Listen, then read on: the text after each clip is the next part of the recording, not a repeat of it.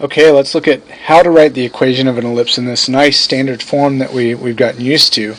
First thing is, what is the standard form of an ellipse? Well, an ellipse is an x fraction plus a y fraction squared equals 1. And if the ellipse is shifted, you could have a shifted x and a shifted y. So this is sort of what we're looking for here. And how in the world are we going to turn this into this? Well, the idea is where we see these x terms, we're going to try to turn that into this thing. And we're going to try to turn the y terms into this thing. And finally, we're going to try to turn the constant into this 1. Okay, so that's our goal here. And so what we'll do is we'll start by getting all the x's and y's on the left put together, move the constant over, and then we'll try to create the yellow and green things by completing the square appropriately.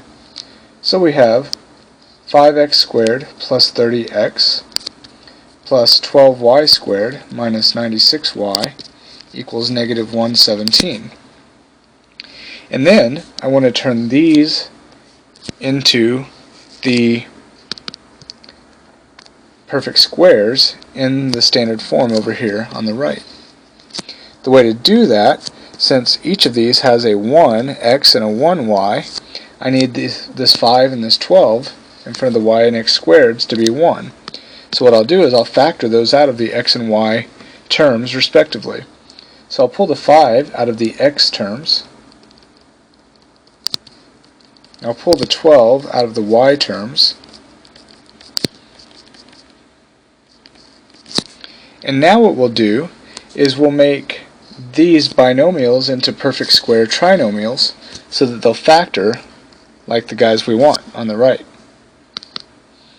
So what we're going to do is add something to x squared plus 6x so that it will be a perfect square trinomial. We will add something to y squared minus 8y to make it a perfect square trinomial. And then we'll keep the equation balanced by adding the same things on the right hand side. Okay, let's figure out what we would add now. So x squared plus 6x, if that was a perfect square, it would be x times x to get x squared. And then it would be 2 positive 3's to get the positive 6 in the middle. And finally, 3 times 3, if I were to multiply this out, would give me 9. So that's what I'll add.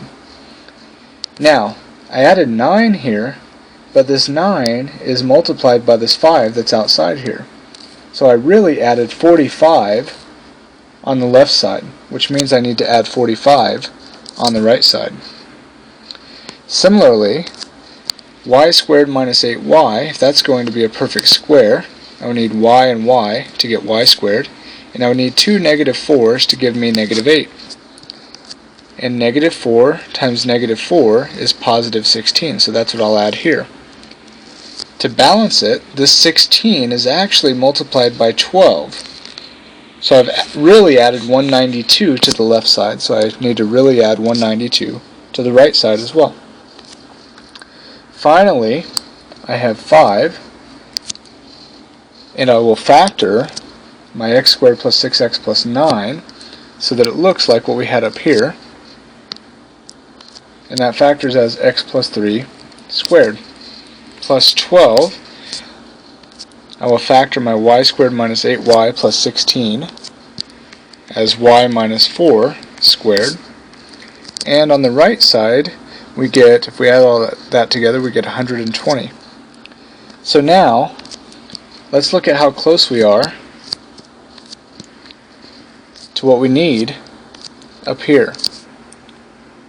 The yellow and green things look good, but this guy needs to be a 1. So to make this into a 1, I need to divide it by 120. And if I divide the right side by 120, I have to divide the left side by 120 also. Okay, so the right side is 1, as we need.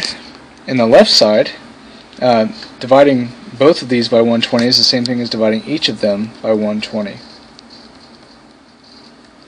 So I'll split my division by 120 to both terms. And then reduce each fraction.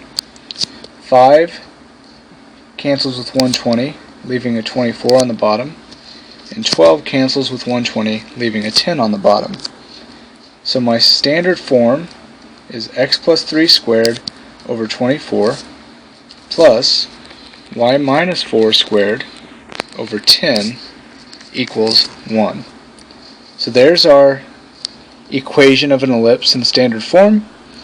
We tried to create the hardest part first, namely these perfect squares, and then we created the 1 by dividing at the very end.